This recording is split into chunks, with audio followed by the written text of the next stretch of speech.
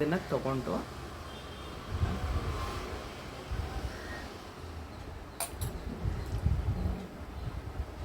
Urine pass ಮಾಡೋ ಪಾರ್ಟಲ್ಲಿ ಏನಾಗುತ್ತೆ, ನೆವೆ start ಆಗುತ್ತೆ.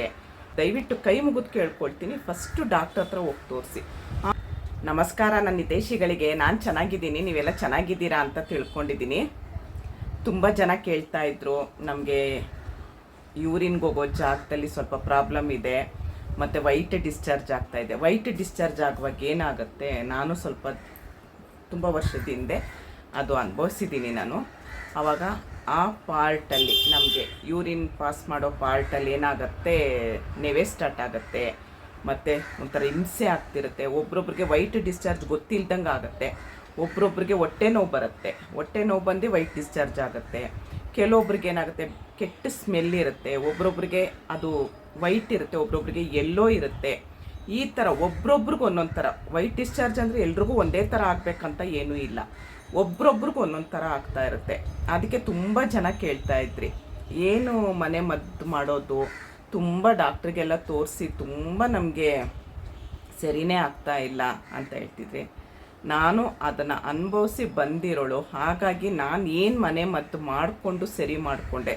ಶಾಪ್ಗೂ ತೋರಿಸ್ದೆ. ಫಸ್ಟು ಡಾಕ್ಟ್ರ್ ಹತ್ರ ಹೋಗಿ ವೈಟ್ ಡಿಸ್ಚಾರ್ಜ್ ಆಯಿತು ಅಂತ ಮನೆ ಔಷಧಿ ಅಂತ ಮನೆ ಮದ್ದು ಅಂತ ಮಾಡ್ಕೊಂಡಿರಬೇಡಿ. ಫಸ್ಟು ಡಾಕ್ಟ್ರ್ ಹತ್ರ ಹೋಗಿ ತೋರಿಸಿ. ನಿಮ್ಗಾಗಲೂ ನಿಮಗೆ ಕಡಿಮೆ ಆಗಲಿಲ್ಲ ಅಂದರೆ ಅದ್ರ ಜೊತೆಲೂ ಮನೆ ಔಷಧಿ ಮಾಡ್ಕೊಳ್ಳಿ. ಯಾಕಂದರೆ ನಾವು ಬರೀ ಮನೆ ಔಷಧಿಯಿಂದ ಆಗಿನ ಕಾಲದಲ್ಲಿ ಸ್ವಲ್ಪ ಮನೆ ಔಷಧಿಲಿ ನಡೀತಾ ಇತ್ತು, ಆದರೆ ಇವಾಗ ಮನೆ ಔಷಧಿಲಿ ನಡೆಯಲ್ಲ. ಮನೆ ಮದ್ದು ಕೆಲವೊಬ್ರಿಗೆ ಅಡ್ಜಸ್ಟ್ ಆಗುತ್ತೆ, ಕೆಲವೊಬ್ರಿಗೆ ಅಡ್ಜಸ್ಟ್ ಆಗಲ್ಲ, ಅದರಿಂದ ಏನೋ ತೊಂದರೆ ಆಗುತ್ತೆ. ದಯವಿಟ್ಟು ಕೈ ಮುಗಿದು ಕೇಳ್ಕೊಳ್ತೀನಿ, ಫಸ್ಟು ಡಾಕ್ಟ್ರ್ ಹತ್ರ ಹೋಗಿ ತೋರಿಸಿ, ಆಮೇಲೆ ಮನೆ ಮದ್ದು ಮಾಡ್ಕೊಳ್ಳಿ. ಮನೆ ಮದ್ದು ಡಾಕ್ಟ್ರು ಎರಡೂ ಆಗಬೇಕು. ಬರೀ ನಾವು ಮನೆ ಮದ್ದು ಮಾಡ್ತೀವಿ ಅಂದರೂ ಆಗಲ್ಲ, ಬರೀ ಡಾಕ್ಟ್ರಿಂದನೂ ಆಗಲ್ಲ, ಎರಡೂ ಮಾಡ್ಕೊಳ್ಳಿ. ಒಬ್ರೊಬ್ರಿಗೆ ಒಂದೊಂದು ಅಡ್ಜಸ್ಟ್ ಆಗುತ್ತೆ. ಇವಾಗ ನಾನು ವೈಟ್ ಡಿಸ್ಚಾರ್ಜು ಮತ್ತು ಒಬ್ರೊಬ್ರಿಗೆ ಪೀರಿಯಡ್ಸ್ ಆದಾಗ ಹೊಟ್ಟೆ ನೋವು ಬರುತ್ತೆ, ಹೊಟ್ಟೆ ಹಿಂಡ್ದಂಗೆ ಆಗುತ್ತೆ, ಏನೂ ಸಮಾಧಾನ ಆಗಲ್ಲ, ಬೆನ್ನು ನೋವು ಬರುತ್ತೆ. ಅದಕ್ಕೆಲ್ಲ ನಾನು ಇವಾಗ ಒಂದು ಒಳ್ಳೆಯದಂದರೆ ಒಳ್ಳೆ ಮನೆ ಮದ್ದು ಹೇಳ್ತಾ ಇದ್ದೀನಿ.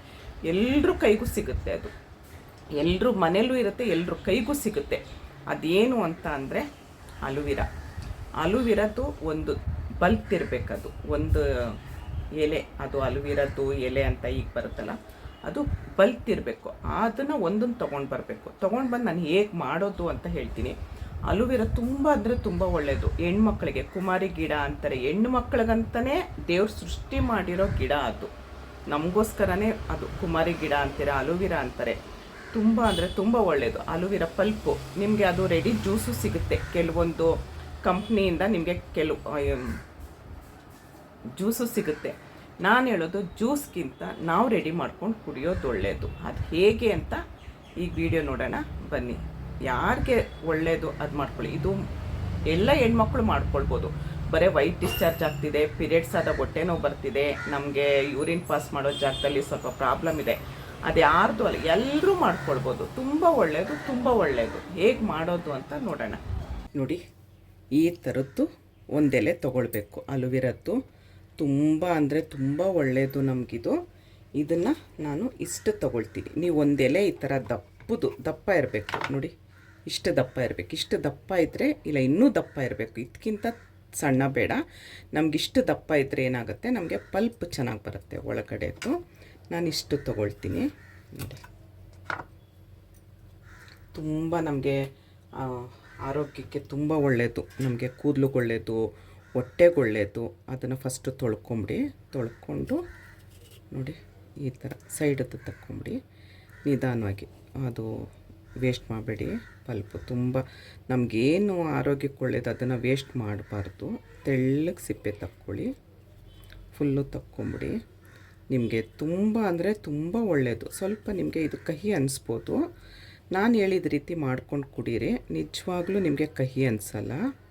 ತುಂಬ ಒಳ್ಳೆಯದು. ಯೂರಿನ್ ಇನ್ಫೆಕ್ಷನ್ಗಾಗಲಿ, ವೈಟ್ ಡಿಸ್ಚಾರ್ಜು ಮತ್ತು ಬ್ಲೀಡಿಂಗ್ ಹೋಗ್ಬೇಕಾದ್ರೆ, ನಮಗೆ ಮಂತ್ಲಿ ಪ್ರಾಬ್ಲಮ್ ಇದ್ದಾಗ ಹೊಟ್ಟೆ ನೋವು ಬರೋದು, ಎಲ್ಲದಕ್ಕೂ ಒಳ್ಳೆಯದಿದು. ಕುಮಾರಿ ಅಂತಾರೆ. ಕುಮಾರಿ ಅಂದರೆ ಹೆಣ್ಮಕ್ಳು. ಹೆಣ್ಮಕ್ಳಿಗೆ ದೇವರು ಸೃಷ್ಟಿ ಮಾಡಿರೋ ಗಿಡ ನಮಗಿದು.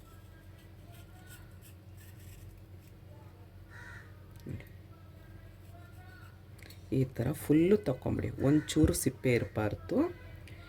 ಇವಾಗ ಇದನ್ನು ಈ ಥರ ಕಟ್ ಮಾಡ್ಕೊಳ್ಳಿ.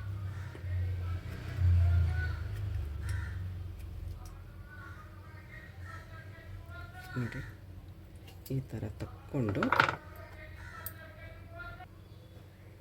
ಈ ಪಲ್ಪ್ ಇರುತ್ತಲ್ಲ, ಈಗೊಂದು ಚೂಪಾಗಿರೋದು ಒಂದು ಸ್ಪೂನ ಸಹಾಯದಿಂದ ನೀವು ಈ ಥರ ತಕ್ಕೊಂಬಿಡ್ಬೇಕು.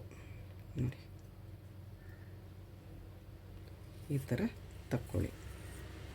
ನೋಡಿ ಇಷ್ಟಾದರೆ ಸಾಕು ನಮಗೆ. ಒಂದು ದೊಡ್ಡ ಸ್ಪೂನಲ್ಲಿ ಒಂದಾದರೆ ಸಾಕು. ನೋಡಿ ಯಾವ ಥರ ಬರುತ್ತೆ ನೋಡಿ. ನಾವು ಈ ಥರ ಹೆಚ್ಕೊಂಡ್ರೆ ನಿಮಗೆಲ್ಲೂ ವೇಸ್ಟ್ ಆಗೋಲ್ಲ ಮತ್ತು ಸಿಪ್ಪೆ ಬರಲ್ಲ, ನಾನು ಹೇಳ್ತಿರೋದು. ನೋಡಿ ಇನ್ನೂ ದಪ್ಪ ಇದ್ದರೆ ನಮಗೆ ಐಸ್ ಕ್ಯೂಬ್ ಥರ ಚೆನ್ನಾಗಿ ಬರುತ್ತೆ. ನಮ್ಮ ಗಿಡದಲ್ಲಿ ಇಷ್ಟೇ ದಪ್ಪ ಇದ್ದಿತ್ತು. ನಿಮ್ಗೆ ಇನ್ನೂ ದಪ್ಪ ಸಿಕ್ಕಿದ್ರೂ ಒಳ್ಳೆಯದೇ. ವೇಸ್ಟ್ ಮಾಡಬೇಡಿ. ನೋಡಿ ಈ ಥರ ಇದನ್ನು ನಾನು ಆಮೇಲೆ ಮುಖಕ್ಕೆ ಹಚ್ಕೊಳ್ಳೋಕೆ ಯೂಸ್ ಮಾಡ್ತೀನಿ. ನಾನು ವೇಸ್ಟ್ ಮಾಡಲ್ಲ. ಮುಖಕ್ಕಾದರೂ ಹಚ್ಕೊಳ್ಬೋದು, ತಲೆಗಾದರೂ ಹಚ್ಕೊಳ್ಬೋದು. ಇವಾಗ ಇದೆಯಲ್ಲ, ಇದು ಬೇಕಾಗಿರೋದು ನಮಗೆ. ನೋಡಿ ಒಂಚೂರು ಸಿಪ್ಪೆ ಇಲ್ಲ. ಸಿಪ್ಪೆ ಇದ್ದರೆ ನಿಮಗೆ ಸ್ವಲ್ಪ ಕಹಿ ಬರುತ್ತೆ. ಇದು ಸಿಪ್ಪೆ ಇಲ್ಲ. ಇದನ್ನು ಹೇಗೆ ಬಳಸೋದು ಅಂತ ಅಂದರೆ, ಹಾಲನ್ನ ಕಾಯಿಸಿದ್ದೀನಿ. ನಮಗೆ ಎಷ್ಟು ಬಿಸಿ ಬೇಕು ಅಷ್ಟು ಬಿಸಿ. ನೋಡಿ ನೀವು ಇದಕ್ಕೆ ಸಕ್ಕರೆ ಆದರೂ ಹಾಕ್ಕೊಳ್ಳಿ, ಏನಾದರೂ ಹಾಕ್ಕೊಳ್ಳಿ. ನಾನು ಏನೂ ಹಾಕ್ಕೊಂಡಿಲ್ಲ, ಬರೀ ಹಾಲು ತೊಗೊಂಡಿದ್ದೀನಿ ನಾನು, ಬರೇ ಹಾಲು. ನೋಡಿ ಇದನ್ನು ಯಾವಾಗ ತೊಗೊಳ್ಬೇಕು ಅಂದರೆ, ಎದ್ದು ಖಾಲಿ ಹೊಟ್ಟೆಗೆ ನೀವು ಬ್ರಷ್ ಮಾಡಿ ಎಲ್ಲ ಆದಮೇಲೆ ಖಾಲಿ ಹೊಟ್ಟೆಗೆ ತೊಗೊಳ್ಬೇಕು. ಒಂದಿನ ತೊಗೊಂಡು ನಮಗೆ ಕಡಿಮೆ ಆಗಲಿಲ್ಲ ಅಂದರೆ ಖಂಡಿತ ಅಲ್ಲ, ಕಡೇ ಪಕ್ಷ 1 ತಿಂಗಳಾದರೂ ಮಾಡಿ. ನೀವು ತುಂಬ ಬೇಗ ರಿಸಲ್ಟ್ ಸಿಗುತ್ತೆ ನಿಮಗೆ. ದಿನ ಕ್ರಮೇಣ ನಿಮ್ಗೆ ರಿಸಲ್ಟ್ ಸಿಗುತ್ತೆ. ಒಂದೇ ದಿವಸದಲ್ಲಿ ಒಬ್ರೊಬ್ರಿಗೆ ರಿಸಲ್ಟ್ ಸಿಗುತ್ತೆ, ಒಬ್ರೊಬ್ರಿಗಿಲ್ಲ. ನೋಡಿ ಈ ಥರ ತೊಗೊಳ್ಳೋದು. ಇದು ಜೆಲ್ ಅಲ್ವಾ, ನೋಡಿ ಈ ಥರ ಬರುತ್ತೆ. ಒಂದು ನಿಮಿಷ ನೋಡಿ ಈ ಥರ ಬರುತ್ತಲ್ವ, ಇದನ್ನು ತಗೊಂಡು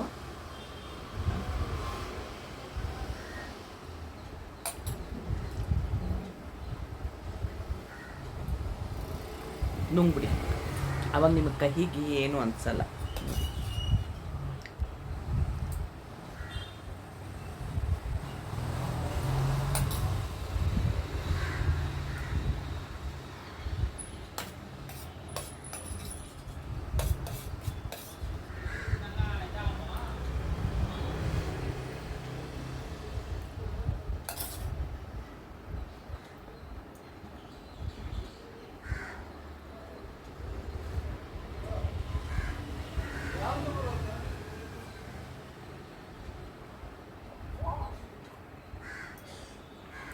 ಇಷ್ಟೇ.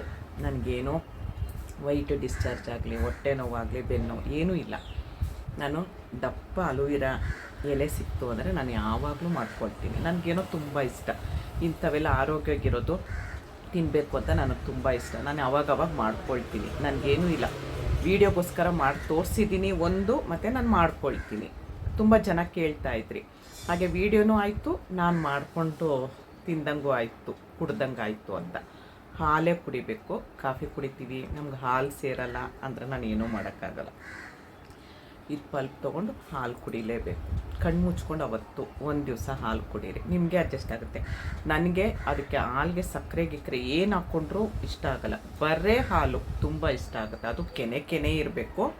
ಕೆನೆ ಹಾಲು ತುಂಬ ಇಷ್ಟ ನನಗೆ. ದಪ್ಪ ಕೆನೆ ಸಿಗಬೇಕು. ಆದರೆ ಇವಾಗ ಡಯೆಟ್ಟು ಅಂಥೇಳಿ ಕೆನೆ ಅವಾಯ್ಡ್ ಮಾಡ್ತಾಯಿದ್ದೀನಿ.